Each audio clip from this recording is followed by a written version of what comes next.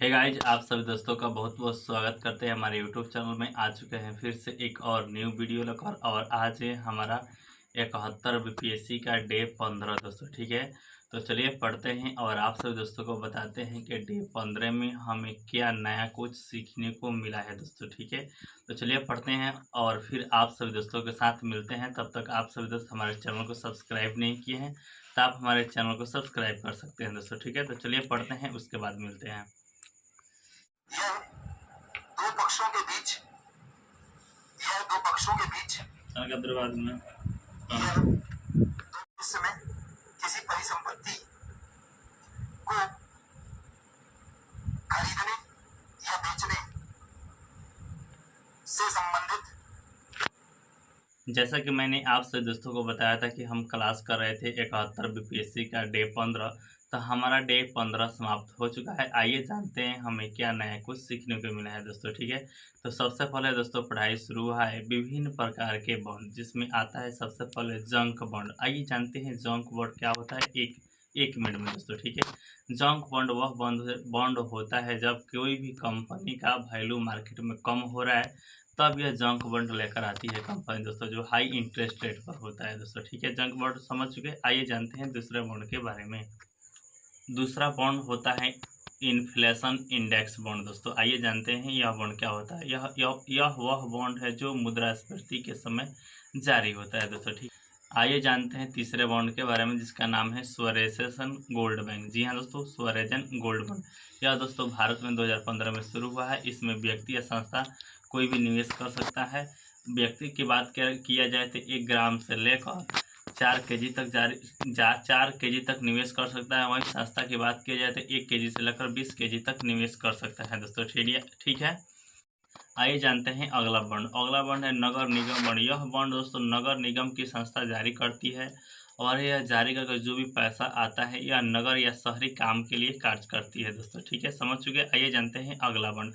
अगला बॉन्ड है दोस्तों कंगारू बॉन्ड। कंगारू बॉन्ड क्या कहते हैं? जब किसी भी देश की कंपनी ऑस्ट्रेलिया में जाकर दोस्तों, ठीक है, कंगारू बॉन्ड ऑस्ट्रेलिया में जारी होता है, इसलिए हम कहते हैं किसी भी देश की कंपनी ऑस्ट्रेलिया में जाकर अगर ऑस्ट्रेलियन रुपीज़ में अगर बॉन्ड जारी करे तो उसे ही कंगारू बॉन्ड कहते हैं, जिसे कहते हैं आई बॉन्ड के नाम से भी जाना जाता है दोस्तों। ठीक है, चलिए जानते हैं अगला बॉन्ड। अगला बॉन्ड है दोस्तों ब्रिक्स बॉन्ड। ब्रिक्स बॉन्ड की शुरुआत 2014 में हुई। ब्रिक्स के जितने भी कंट्री है दोस्तों, सभी मिलकर यह जारी करता है न्यू डेवलपमेंट बैंक, जिसका मुख्यालय शंघाई में है दोस्तों।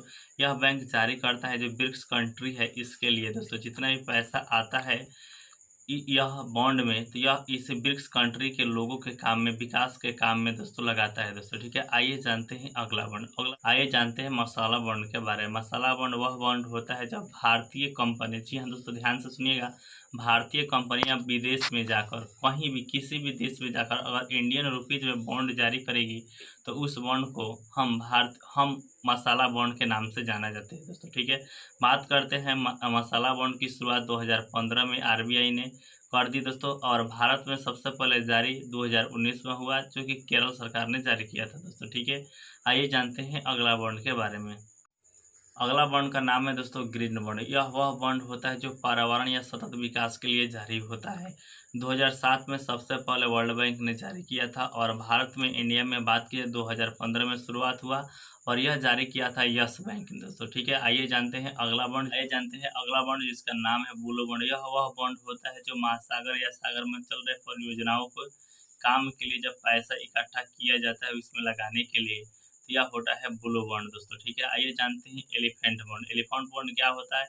यह वह बॉन्ड है जो दोस्तों काला धन को उजागर करने के लिए लाया गया था। तो मान लीजिए कि अगर 100 रुपया है तो जिसमें से 30 रुपया, जी हाँ दोस्तों, 30 रुपया सरकार आपका टैक्स के रूप में रख लेती थी, 10 रुपया आपका पेनाल्टी लगा दे, 40 रुपया अगर बच चुका, 60 रुपया, 60 रुपया में 30 रुपया 5 साल के लिए घरेलू काम में दोस्तों लगा देती थी, और 30% आपका पैसा दे देती थी दोस्तों। ठीक है, और जो 30% लगा हुआ है भारतीय काम में दोस्तों, निजी काम में सरकार लगाई है, उसी को ही कहते हैं एलिफेंट बॉन्ड दोस्तों। ठीक है, आइए जानते हैं अगला बॉन्ड दोस्तों, जिसका नाम है कैट बॉन्ड। कैट बॉन्ड वह बॉन्ड होता है दोस्तों जब कि अपने देश में अगर आपदा, भूकंप, त्रासदी आ जाए तो इसी के काम करने के लिए, इसी का मरम्मत करने के लिए कैट बॉन्ड जारी होता है दोस्तों, ठीक है।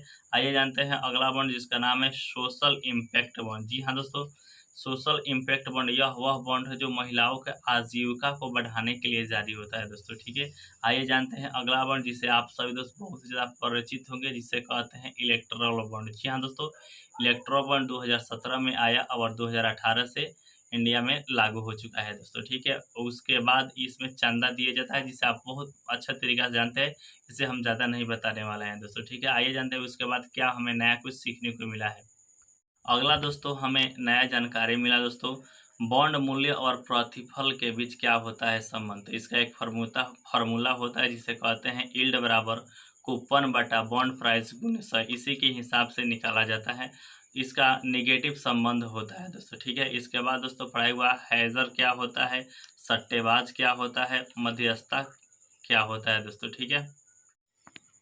आइए जानते हैं बारी बारी से तीनों को। एक होता है हैजर। हैजर क्या होता है दोस्तों, एक ऐसा इन्वेस्टर जो किसी से नहीं लेना नहीं देना रखता है दोस्तों। कहने का मतलब है कि एक ऐसा पतंगबाज दोस्तों जो साइड में जाकर अपने पतंग को उड़ाता है दोस्तों, उसे ही कहते हैं हैजर।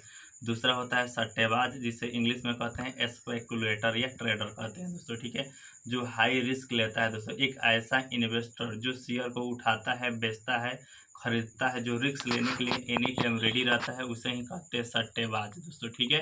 अगला होता है तीसरा नाम जिसके कहते हैं मध्यस्थता या इंग्लिश में कहते हैं आर्बिट्रेजर दोस्तों, ठीक है। यह क्या होता है आइए जानते हैं। यह एक ऐसा इन्वेस्टर होता है जो किसी से नहीं लेना और नहीं देना रखता है, लेकिन चुपके से अपना काम कर निकल जाता है दोस्तों, ठीक है। यह शांत रहता है और देखता रहता है किस मार्केट या किस कंपनी के शेयर बढ़ रहा है या घट रहा है, उसके हिसाब से अपना पैसा लगाता है और लगाकर मुनाफा कमा कर निकल जाता है। इसे कहते हैं दोस्तों मध्यस्थता या आर्बिट्रेजर दोस्तों, ठीक है। या इस तीनों पॉइंट को आप समझ चुके हैं। आइए जानते हैं अगला पॉइंट। अगला पॉइंट को कहते हैं डेरिवेटिव्स, और डेरिवेटिव्स के 4 प्रकार हुआ है, इसके बारे में कंप्लीट पढ़ाई हुआ है। आइए जान लेते हैं थोड़ा देर। आइए जानते हैं दोस्तों डेरिवेटिव्स क्या होता है। डेरिवेटिव्स यह होता है दोस्तों जब दो लोगों के बीच या दो पक्षों के बीच या दो कंट्री के बीच भविष्य को लेकर दोस्तों एक वित्तीय कॉन्ट्रैक्ट होता है कि हम आपका सामान खरीदेंगे। आज के ही डेट में एक निश्चित तिथि सेट हो जाता है और भविष्य के लिए जो कॉन्ट्रैक्ट होता है उसे ही कहते हैं डेरिवेटिव दोस्तों। डेरिवेटिव्स होता है 4 प्रकार का दोस्तों। आइए जानते हैं इसके बारे में दोस्तों। एक होता है फॉरवर्ड्स, दूसरा होता है स्वैप, तीसरा होता है फ्यूचर, चौथा होता है ऑप्शन। आइए जानते हैं इसके बारे में दोस्तों, ठीक है। तो पहले जानते हैं फॉरवर्डर्स या क्या होता है दोस्तों। फॉरवर्ड्स यह होता है दोस्तों जब दो लोग आपस में बैठकर, जी हाँ दोस्तों, आपस में बैठकर एक एक कागज़ पर साइन नहीं करते हैं और मुँज़बानी ही बात कर लेते हैं कि हम आपका भविष्य में इतना सामान खरीदेंगे, उसे ही कहते हैं आपका फॉरवर्ड्स दोस्तों। वह इसी का ही एक उल्टा होता है स्वैप दोस्तों। स्वैप में भी जब दो लोग आपस में बैठकर एक वित्तीय अनुबंध कर लेते हैं कि जब आपका तबीयत खराब होगा तो हम आपका पैसा देंगे दोस्तों, ठीक है।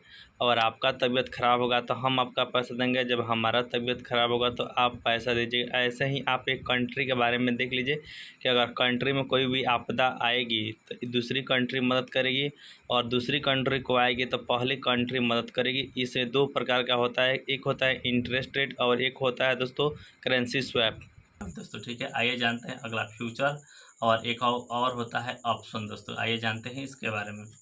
फ्यूचर दोस्तों यह होता है जब दो लोग आपस में बैठकर किसी अन्य या किसी तीसरे व्यक्ति के सामने बैठकर एक ऑफिशियल कागज़ पर जब वित्तीय अनुबंध करते हैं कि हम आपका सामान खरीदेंगे, इसे ही कहते हैं दोस्तों फ्यूचर। फ्यूचर डेरिवेटिव्स दोस्तों, ठीक है। यहाँ तक समझ चुके। आइए जानते हैं अगला ऑप्शन है, अगला पॉइंट है ऑप्शन का दोस्तों। आइए जानते हैं ऑप्शन क्या होता है। ऑप्शन यह क्रेताओं से संबंधित होता है दोस्तों।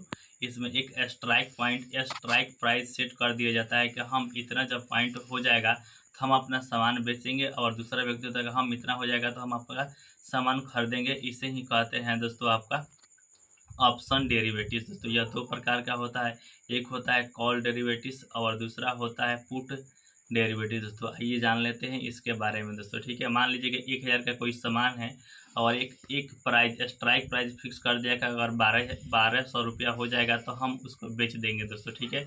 इसे कहते हैं कॉल डेरिवेटिव दोस्तों, ठीक है। दूसरा होता है पुट, कि अगर 1000 का सामान अगर 800 रुपया स्ट्राइक पॉइंट हम फिक्स कर दिए हैं कि इतना पर हो जाएगा तो हम आपका सामान बेच देंगे, तो वही होता है दोस्तों पुट ऑप्शन डेरिवेटिव दोस्तों। यहाँ तक कंप्लीट पढ़ाई हो चुका है आपका। यहाँ तक क्लास डे 15 में हमें नया कुछ सीखने को मिला। यह वीडियो आप सब दोस्तों को कैसा लगा नीचे कमेंट कर बता दीजिएगा। कल के क्लास में देखते हैं क्या हमें नया कुछ सीखने को मिला है। तब तक के लिए जय हिंद।